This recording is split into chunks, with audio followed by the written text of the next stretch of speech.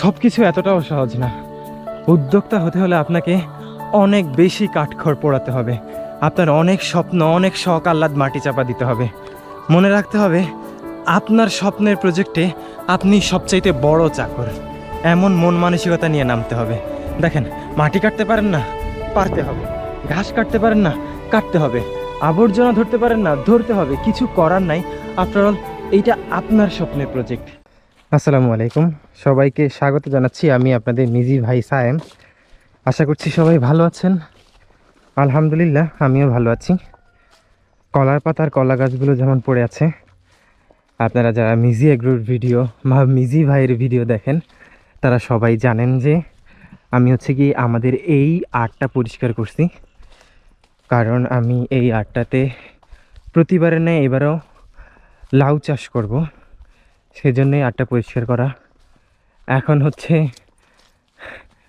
কোদাল, বালতি, বল নিয়ে চলে আসলাম। এই আটটায় আমি অবাঞ্ছিত যত কলা গাছগুলো ছিল সব কেটে ফেলছি। এখানে 2টা মাদায় কলা গাছ রেখেছি, তার মধ্যে এই একটা।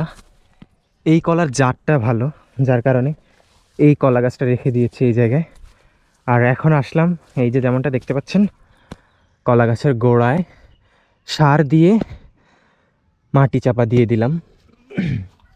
আর আরেকটা মাদা আছে ঠিক ওই পাশে, এখন এখানে ক্যামেরায় দেখা যাচ্ছে না। ওই মাথাটাতেও হচ্ছে সার প্রদান করব।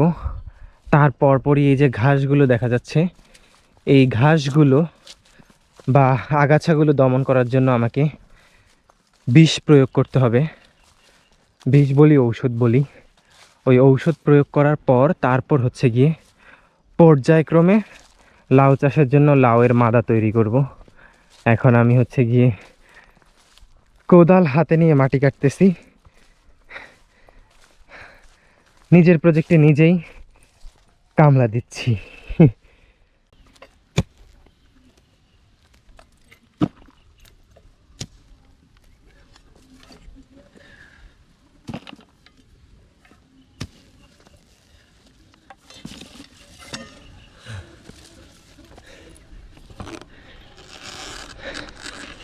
সব কিছু এতটাও সহজ না। উদ্যোক্তা হতে হলে আপনাকে অনেক বেশি কাঠখড় পোড়াতে হবে। আপনার অনেক স্বপ্ন, অনেক শখ আহ্লাদ মাটি চাপা দিতে হবে। মনে রাখতে হবে আপনার স্বপ্নের প্রজেক্টে আপনি সবচাইতে বড় চাকর। এমন মন মানসিকতা নিয়ে নামতে হবে।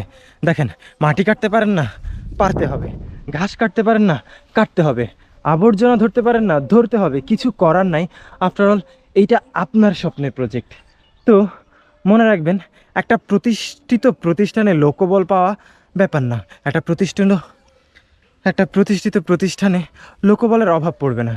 কিন্তু ওই একটা প্রতিষ্ঠানকে প্রতিষ্ঠিত করতে হলে আপনাকে করতে হবে অনেক বেশি পরিশ্রম। হ্যাঁ, হতে পারে আপনার ওই পরিশ্রমটা অনেক বেশি দীর্ঘমেয়াদী, কিন্তু করতে হবে। পরিশ্রম করার কট্টর মন মানসিকতা নিয়ে মাঠে নামতে হবে। যদি আপনি পরিশ্রম করতে পারেন তাহলে আপনাকে এই সেক্টরে মোস্ট ওয়েলকাম। আর যদি না পারেন তাহলে আপনি আসতে পারেন। Tata, bye bye. এখানে আপনার দ্বারা কিছু হবে না।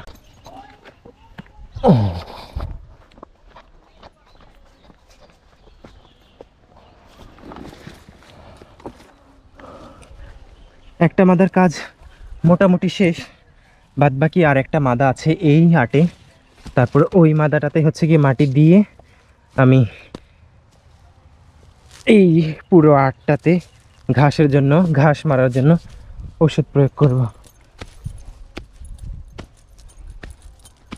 এখন এই মাটি দেওয়ার ফলে সার মাটি পেয়ে এই যে কলা গাছগুলো অনেকটা রুষ্টপুষ্ট হয়ে উঠবে।